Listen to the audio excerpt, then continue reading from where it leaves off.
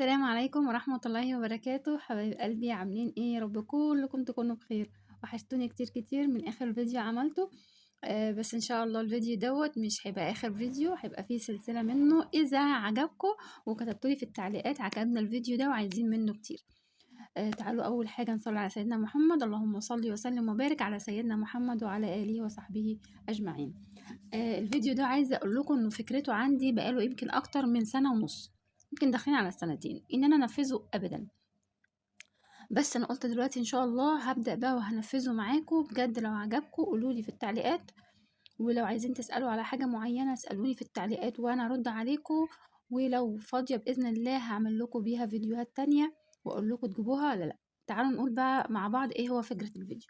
فكرة الفيديو ان انا هوريكم الحاجات اللي استخدمتها في بيتي وعجبتني جدا، حاجات خاصة بالمطبخ. تمام.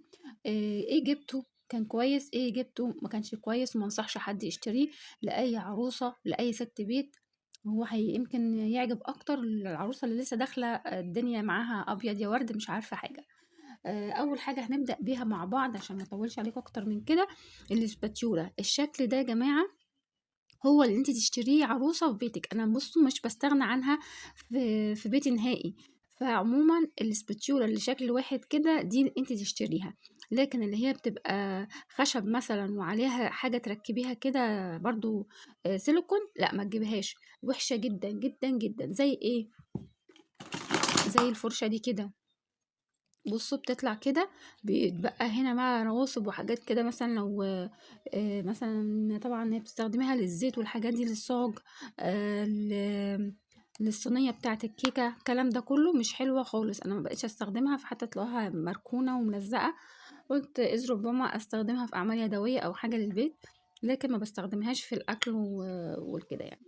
فدي ما تجيبهاش، جيبي اللي هي طقم كامل بيبقى زي ده كده، منه فرشة ومنه سباتيولا ومنه اللي هي بتبقى مدورة كده للأكل.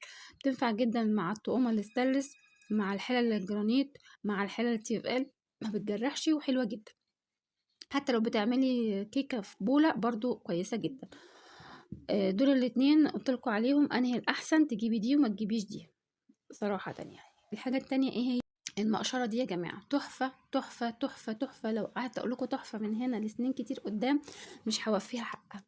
بتعمل البطاطس بالطريقة المشرشرة دي. ودي ناس كتير ما تعرفش ايه لازمتها.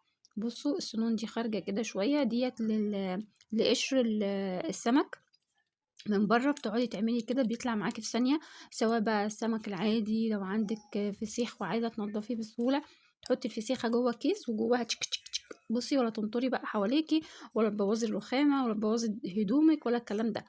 بتستخدميها بتقشر معاكي في ثانية.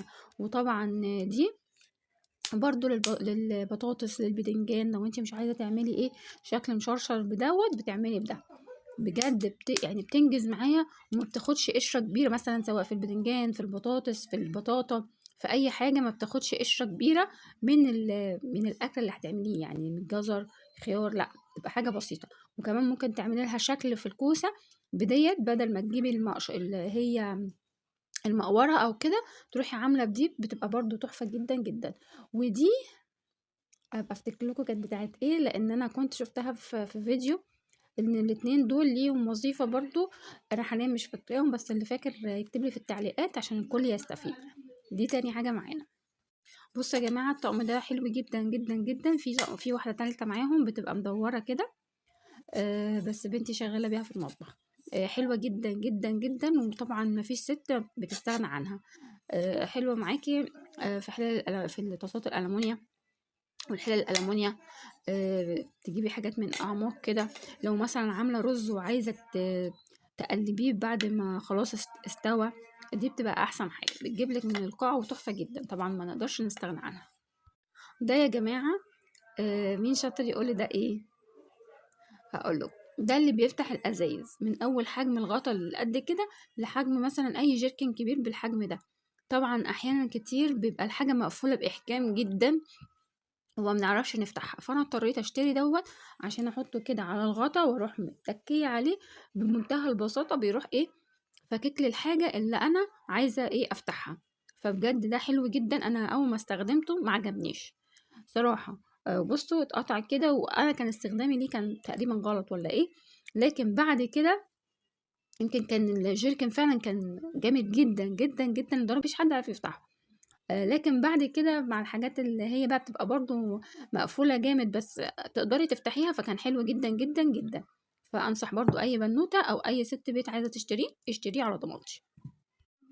ده يا جماعة مشبك بتاع الأكياس بتاع مثلا فتحتي كيس سكر، أكياس دقيق وحطيتيها مثلا في علبة، واتبقى نص كيس او اتبقى حاجه طب هتعملي فيها ايه؟ بروح حطاها زي ما هي عامله كيسه كويس، واروح حاطه الكيس كده وقافله عليه بالمشبك كده، وبروح حطاه في الدولاب، ما بيجرالوش اي حاجه. عندك كيس شيبسي ابنك فتح ومش عايز ياكله دلوقتي، قافلاه بيه وببقى شايلاه في اي مكان بعيد طبعا عن الحراره، بيجي يفك وبيلاقيه زي ما هو سليم جدا، لانه هو محكم الغلق، ما بيدخلش هوا للحاجه اللي انت فتحتيها.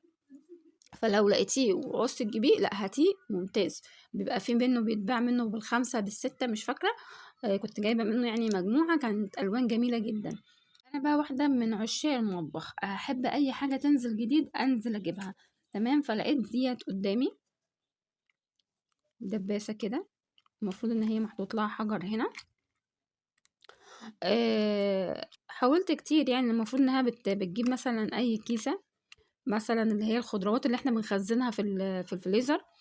بقى ما بتيجي بقى تقفليها بتروحي عاملاها المفروض ايه، تسيحي بيها الكيس وخلاص كده الكيس اتظبط. فدي يعني لو اقول لكم ما تجيبوهاش مره، لا 1000 مره محدش يجيبها، ولا ليها اي لازمه. حاولت معاها كتير وجبت لها انواع حجر كتير. هي هنا ده ملقاط بيتحط كده مثلا على التلاجة او حاجه.